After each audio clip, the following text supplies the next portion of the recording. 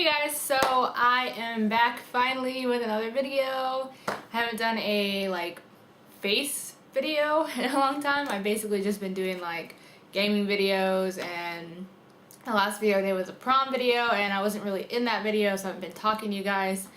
I decided that I kind of want to try something new and I want to do a reading vlog, I guess. So I figured that I'll set a goal for myself to read a book maybe every month, and at the end of that month I'll make a vlog about it and talk about it, and possibly might end up putting some spoilers in there, but if I do, I'll for sure warn you at the beginning, say there's spoilers.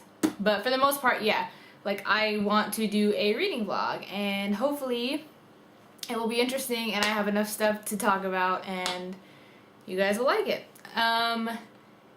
If you guys do like this and you guys end up having books that you want me to read and review and talk about, and we can all talk together and have a discussion, then always just post it in the comment bar down below and we can all be one big happy family. So without further ado, the first book that I want to talk about is a big interest of mine. It's Philippa Gregory. Her books are one of my most favorite books to read. She does historical fiction, and I'm really into English history, and that's basically what hers are about, are the Tudors. I know if you're not familiar with English history at all, I'm sure most of you have heard of King Henry VIII, which is the guy that had all the wives and he beheaded 2 of them, and so if you aren't familiar with that, then maybe you're familiar with that tiny little bit there. But she basically writes historical novels that are mostly around the Tudors era, and recently she's been going a little bit farther back and delving into other sections of history. So right now, the book that I had recently finished by her, which I absolutely loved, is The Kingmaker's Daughter. I don't know if you guys have read this or heard about it. There's also a BBC series out now called The White Queen, which is also based off of one of her books. It's basically based off of The White Queen, The Red Queen, and this book right here, The Kingmaker's Daughter. So I'll just read the back to you guys, so we all are familiar with what the book's about.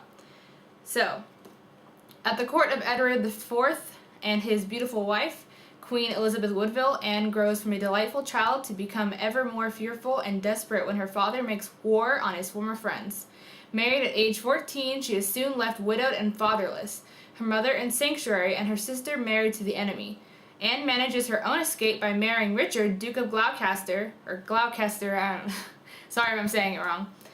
But her choice will set her on a collision course with the overwhelming power of the royal family. So it's basically about Anne Neville, who is the daughter of the Earl of Warwick.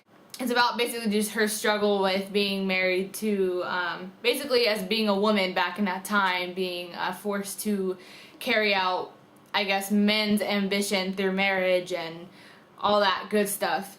So, I mean, I would have to agree with the front cover. It says her best novel in years, and that's by USA Today. And I really think that this is one of her best books in the Tudor, I guess, War of the Roses little thing going on that she has. I would say this is one of my favorites. It was a really good book.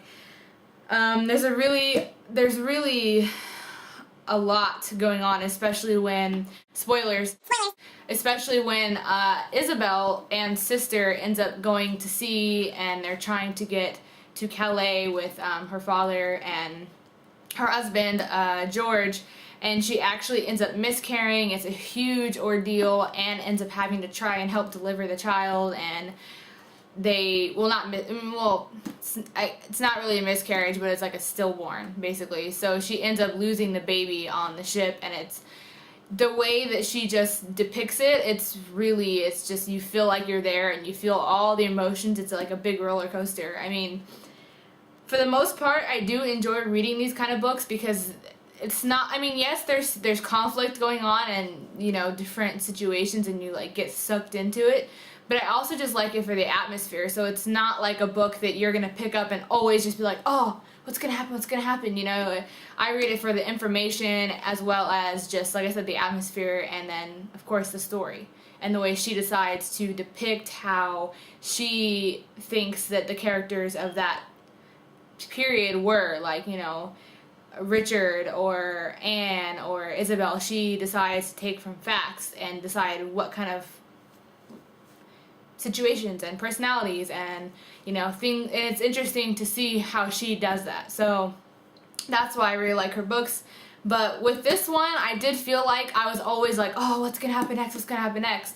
So if you're not really into the historical fiction genre per se, when it comes to reading, and you like more just, you know, action or, you know, new things, but if you were going to bust into this and try it out and look at historical fiction, especially because, you know, The White Queen and then The Tudors has been on television and you're kind of interested in it, I would definitely go for this one first, because like I said, it's a lot more interesting than most of her other books I've read. Yeah, I mean, there's not too much craziness to say about it besides that it's just a really good book. Pretty much, I just say that you guys should go check it out. You don't even have to buy it. Just go, I mean, go find it at your local library and, you know, rent it. Check it out. Literally, check it out. And if you aren't into reading, then please check out The White Queen. I don't know if it's airing yet in America, which, I mean, I am American, as you guys know, but I don't know if it's you know I'm in Germany, so I don't know if it's airing in America, but I do watch it online. I'll put some links below for some of the spots that you can find it. That's a really good show. I actually got my friend to start watching it, and she's not, you know, super into historical fiction or anything like that, but she actually likes it. So maybe that will kind of get you guys hooked a little bit if you aren't sure how you feel about these kind of subjects like books and everything like that. So please go check that out. I highly recommend it. I hope this video isn't too long. I really enjoyed talking about this book because, like I said, this is one of my favorite books. I absolutely love Philippa Gregory. Let me give you one last look at the majesty that's this book right here. I also always love the cover art that she has on all her books. It's really nice. Which I happen to have another of her books right here. She just always has really pretty just book covers, and see the little like texture that's kind of in the background there. So that's a big thing I like too. But yeah, so please feel free to check that out. I hope you guys enjoyed this video, and I will see you guys next time. Bye! Here is some exclusive extra footage on Dinah being adorable. Come here, Beepy. Look how cute this is. Oh, hey, there's me. Hey. Oh, look who decided to join the party. Alright, but for real this time, thanks for hanging out. I hope to make a lot more videos, especially since I have these bad boys now. I don't know if you noticed, but my lighting is a lot nicer in this video. So yeah, I definitely hope to be making more beauty videos, more vlogs. I have a green screen now, so I'm making more gaming videos, you know, maybe some Let's Play with some friends. You know, got the little couch going on over there, we could all hang out. So yeah, until next time, bye!